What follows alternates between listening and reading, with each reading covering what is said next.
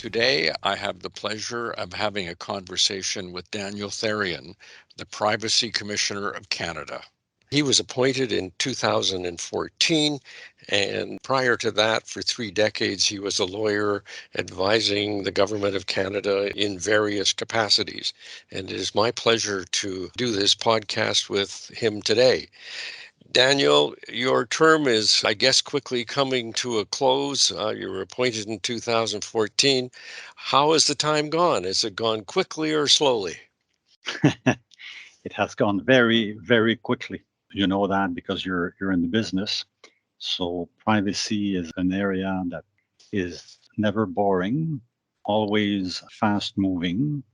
I've been really struck by the vast range of issues that we're dealing with as privacy commissioner in my case, information and privacy commissioner in yours and other colleagues provincially. It's quite the world with the rapidity with which technology is evolving and with rapid evolution in technology, business models, also governments, obviously a bit late, but later than businesses, but governments obviously want to profit from this technology to, in a good sense, deliver better services to the population.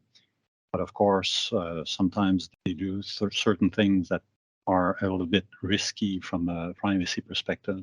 If I may, I'll just tell a little bit how I saw things since becoming commissioner at a high level of generality.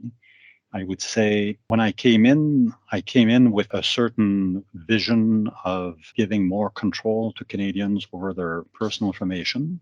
This is not rocket science as a privacy commissioner, but I thought it was important to set that goal. And immediately thereafter, we started a process that you were a part of around 2015, early 2015, of putting some flesh around the bone of this general vision of improving privacy, improving control.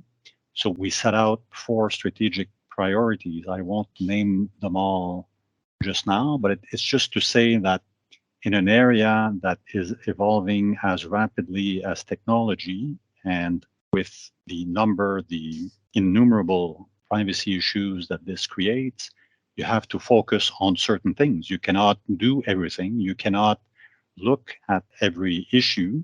But what I tried to do was to set certain priorities, which were for sure defined quite broadly. So one of them was government surveillance, because that was the issue of the day in 2014 and in the, let's call it the Snowden era.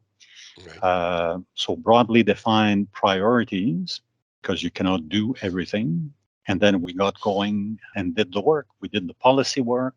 The priorities helped us focus in deciding which investigations to do. Of course, we have to undertake investigations when complaints are filed in our offices.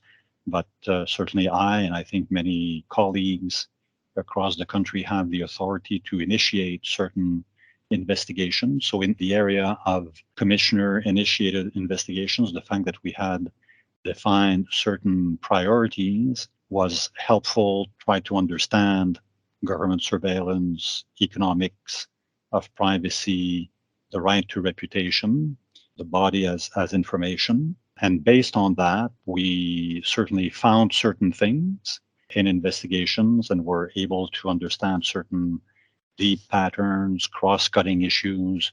So again, you'll never be able to examine each and every issue or certainly practice of business for the government.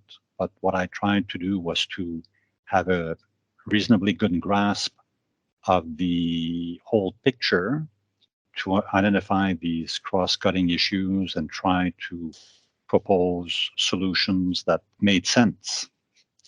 So you may have touched on this, but in case you haven't, or in case there's other issues, like in the 8 years that you've been in office, what have you seen as the most significant changes in the privacy area? So one I've touched on, but I'll get on a few that I haven't.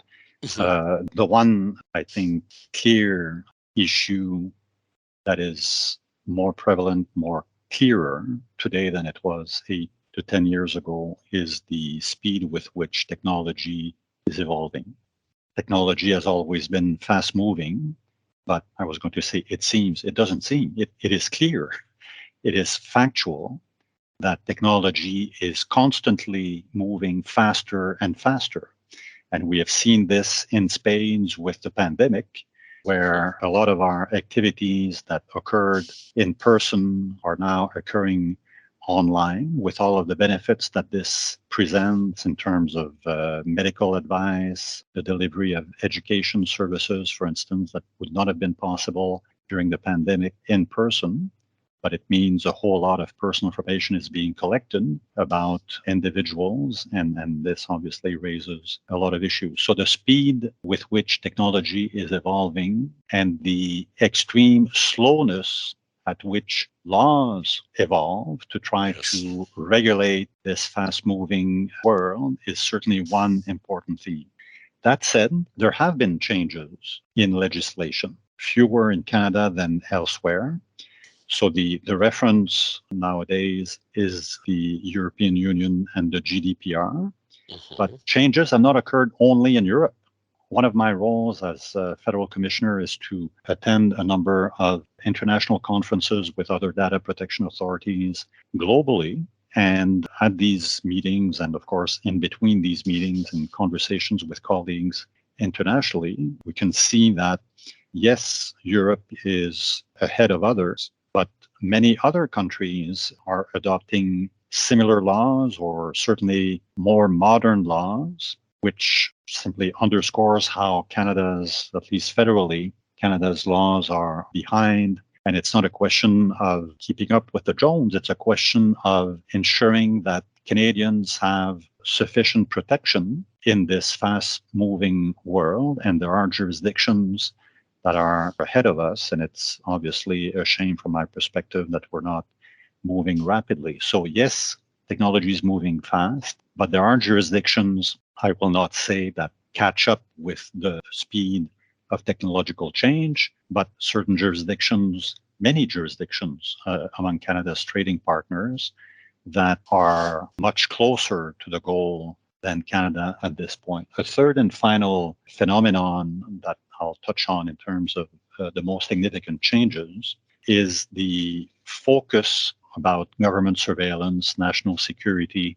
This was the era internationally and in the US in particular of the Snowden revelations, which had a huge impact on the privacy discussion from, I don't know, 2012, let's say, to 2016 or so. And we had certain terrorist events in Canada, including on Parliament Hill, that led to legislation.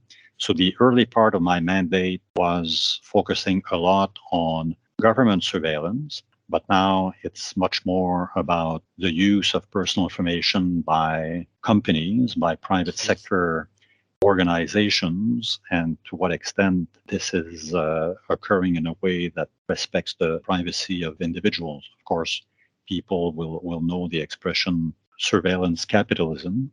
So early on, it was government surveillance. Now it's more surveillance capitalism.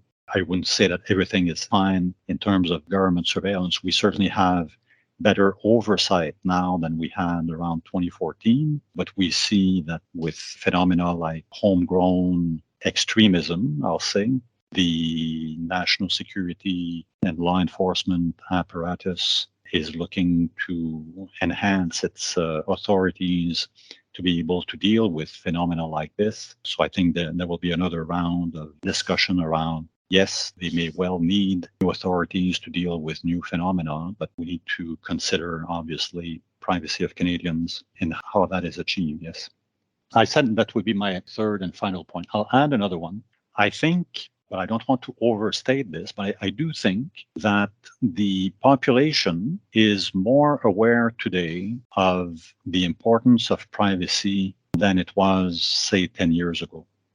That understanding or awareness may not be crystal clear. It may be a little bit diffuse, but I think there's a growing awareness in the population of the importance of privacy. To caricature, and it's to make a point, it's not to say that this was the case 10 years ago, but certainly a number of years ago, privacy was seen by some, probably certainly in government, as something for geeks and techies. People who were interested in privacy in the digital era were speaking about privacy policies, terms and conditions, which are still discussed, but in a fairly technical way that I'm going to say did not necessarily appeal to larger swaths of the population as something that they should care about. With Snowden, with surveillance capitalism, with Cambridge Analytica, et cetera, with data breaches that occur very, very frequently, I think there's a greater awareness in the population of the importance of not having adequate protection of their personal information. Again, I don't want to overdo it because I'm sure that discussions at the dinner table rarely turn around privacy, but there is a greater awareness. Mhm. And obviously that's good for a number of reasons. People who are more aware, obviously, are more likely to be cautious, to take certain measures. But if the population is more aware, they're more likely to ask their politicians to do something about it. Mhm. Mhm. So, in your last annual report, in your commissioner's message, and it was a very good one, and I sort of commend it to our listeners to go to the Privacy Commissioner of Canada's website and check the annual report. But is there anything in there that you particularly thought it was important to highlight in terms of giving that message to, well, parliamentarians, but also Canadians? In the last report, but frankly, in the last 3 or so reports, we've talked at length at the OPC about the need for law reform. So the last annual report does that. And it seeks, so our thinking has crystallized over the years. We started with the priorities that I mentioned a few minutes ago. We did investigations, we did policy work, say on the consent model that led us around 2018-19 to start to make strong recommendations for law reform. And last year, I think, crystallized our position. I guess to summarize our position in a few words, our report seeks law reform that enables responsible innovation.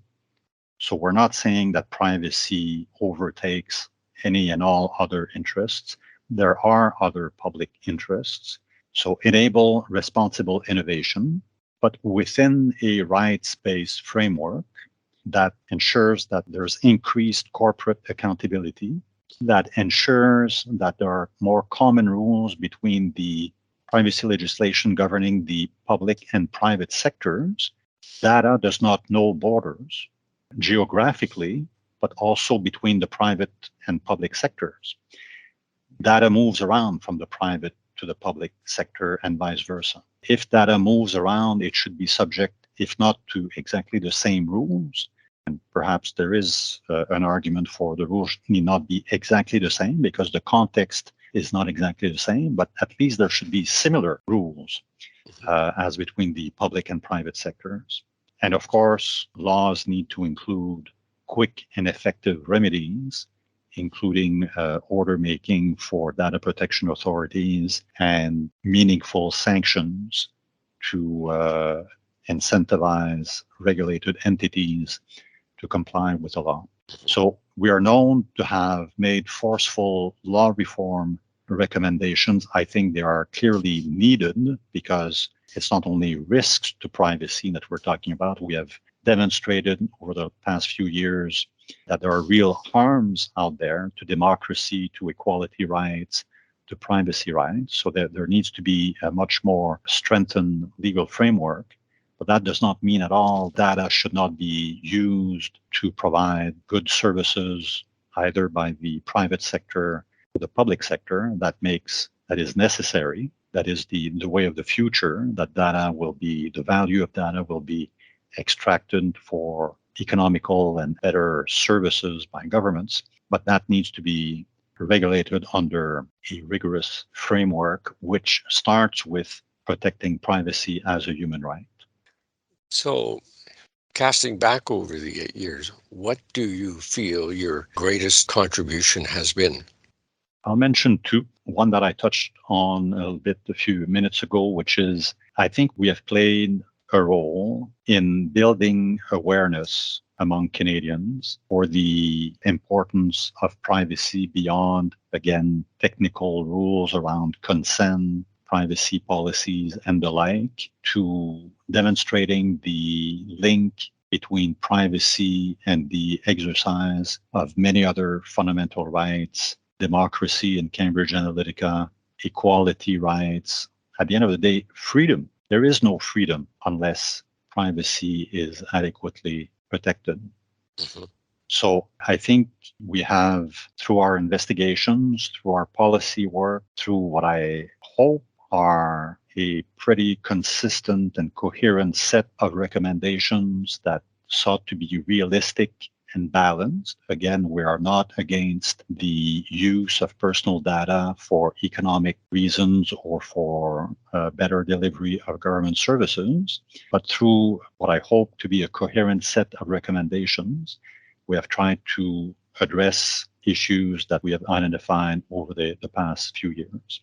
The second theme that I'd like to mention here is collaboration with other jurisdictions, and particularly with our provincial and territorial colleagues in Canada.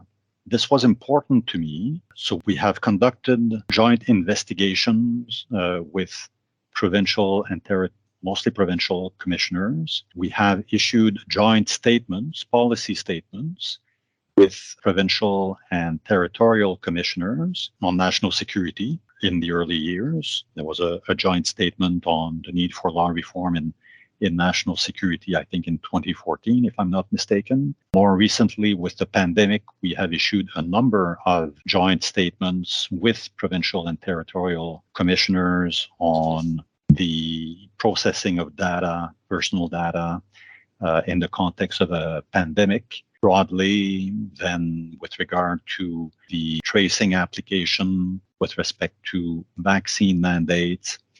So again, data does not know borders. So it's important that we act coherently as between jurisdictions, particularly here in Canada. I think this cooperation makes us more effective.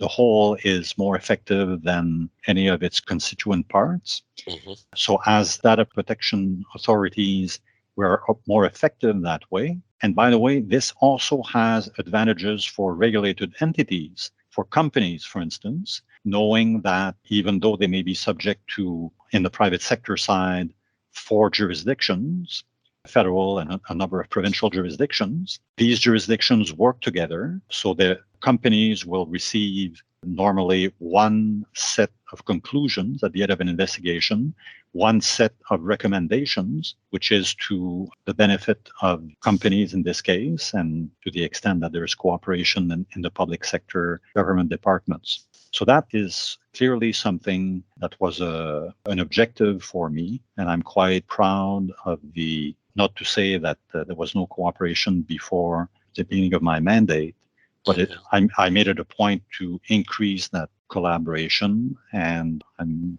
fairly proud of that part of what we did. Now, I might be able to guess at the answer to this, but what did you not achieve that you really would have liked to have achieved? So, without surprise, law reform. I'll say so. We were known to have made recommendations for a number of years now about law reform. Again, I think these reforms are overdue. They are really necessary. There was an attempt by the federal government to introduce a bill in the fall of 2020. Then the election was called, and the innovation minister Champagne is promising a law in 2022. So I think that's good, but it is overdue.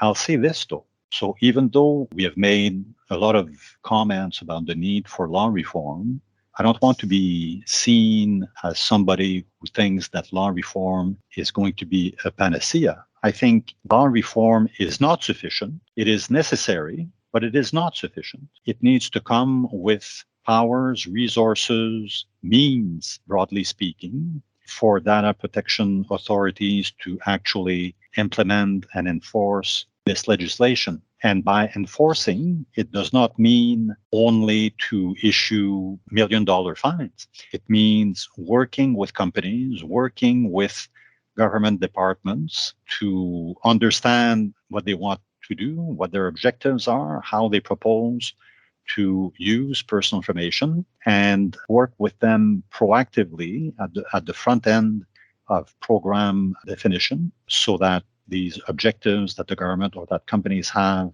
are implemented in a way that protects privacy. So we need means not only to issue fines, but also to work with regulated entities upfront, but based on a clear set of legislative provisions so that progress can be made. In Canada, there are a number of people who say that if Canada federally, let's say, had GDPR-like legislation, that would not be progress. And they argue that despite the GDPR in Europe, there are still many practices that are not privacy protective. So in a word, the GDPR provides a good superficial protection, but not real protection. There's no question that the enforcement of a privacy law in the environment that I've described, fast moving, technology moves rapidly, business models change rapidly with the evolution of technology. There's no question that enforcement is difficult. It's hard. It is very hard. And the fact that the Europeans have not stopped all adverse practices that would have an adverse effect on privacy, one, is not surprising. Two, is not evidence that rigorous laws are not necessary and should not be pursued. Again, better laws similar to the GDPR, probably with adaptations for Canada.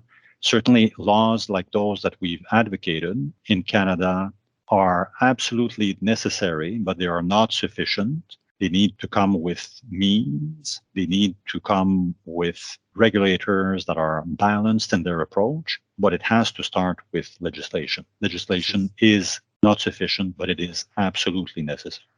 Well, maybe the minister will introduce the replacement to C11 before your term is up. Maybe. There's not much time left, but one can dream. One could dream. So, as your term comes to the close, any plans for the future? Fishing, golfing, traveling the world, or anything more exciting? I live by a lake, so I'll start by that, being around the lake and doing things that one does on water. Traveling will certainly be part of it. Maybe not this year, but in shortly thereafter. Mm-hmm. And I also want to keep busy, so I will not work full time. At least that's not my intention. Right. But I will be certainly available and open to interesting projects and mandates so as to get the juices flowing a little bit between my ears, but not on a full-time basis. Well, Daniel, thank you very much for doing this today. I really appreciate you taking the time and the thought you've put into the answers here. And I want to thank you for your contributions to Canadians. And as you mentioned, your work with the federal, provincial, territorial commissioners in us getting a number of jointly issued documents and guidelines out there. I think your leadership in that area is greatly appreciated. And I hope we as federal, provincial commissioners get some way of recognizing that. I've not done this alone. And Ron, you've been a big player in this, bringing a voice of reason and collaboration at these tables. So I want to thank you in return.